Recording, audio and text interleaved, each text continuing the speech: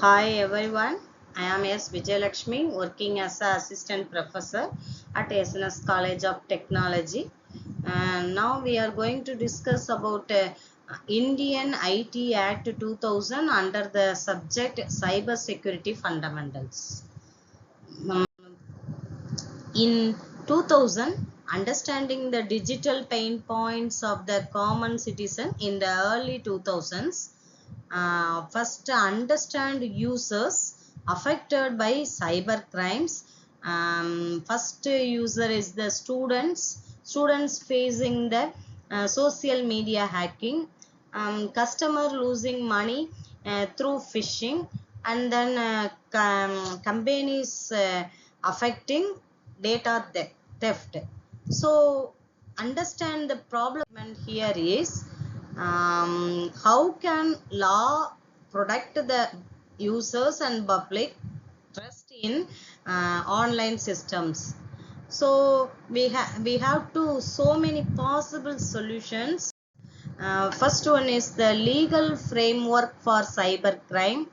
Then using the digital signatures, authentication through digital signatures, and then certifying authorities, electronic evidence recognition, and also the penalty for so many hackers.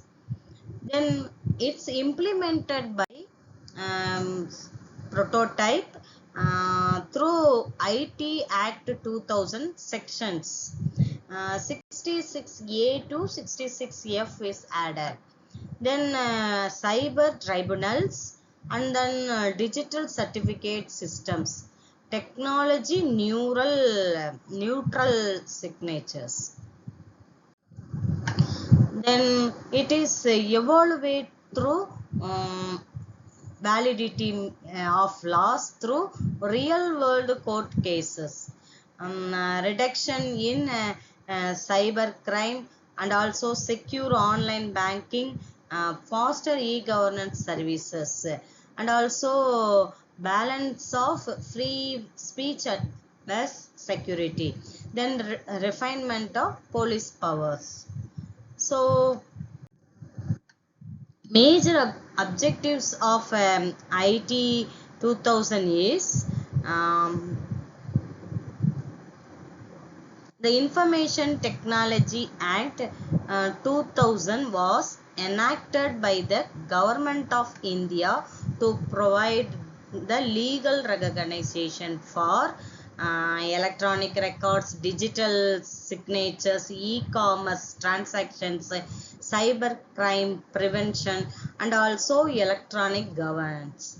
It comes into force on 17 October 2000. So why we need this IT Act means before 2000 no legal status for emails or online contract, and no laws for hacking or cyber crime, fraud, no recognition of digital signature.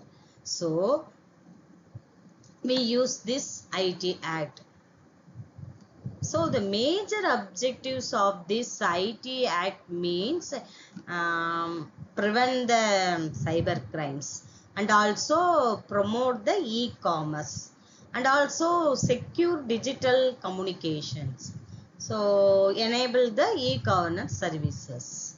So important features of IT Act.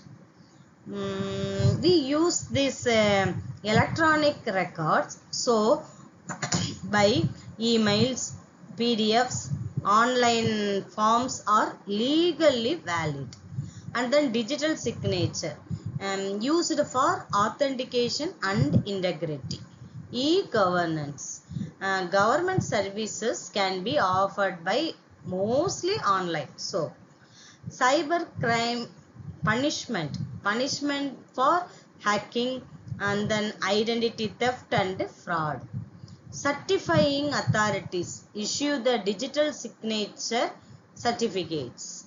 So next we discuss about the important sections of IT Act. First one is section 43. That means penalty for unauthorized access, downloading the data, virus attacks. This section involved. Then section 65, tampering with the computer source code. Section 66, hacking and computer related offenses. Then section 66C means identity theft. 66D means cheating by personalization using computer resources. Then 66E, violation of privacy. Then content laws, section 67. This is the 67A, sexually explicitly material, and 67B, child pornography protection, liability of hosting illegal content in online. Then 69, government power to intercept informations. Then amendments in 2008. The IT Act was amended in 2008 to include cyber terrorism, data protection provisions, child pornography control, stronger punishment of cyber crimes, then electronic signatures. Then intermediate 79, future 7, TPTP Act to 2023 Act. Then real life examples, phishing attack, more customer lost money means they don't know the awareness and no legal reporting system. So solution for this, section 66D for online cheating. Then objective questions. IT Act was enacted in section 66C, deals with, and digital signature ensues with. Students pick any one of the answers. Then activity based learning,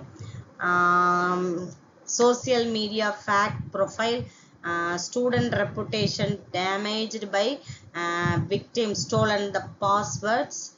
Then advantages and also limitations also, build the trust to digital business, and technology evolves faster than law.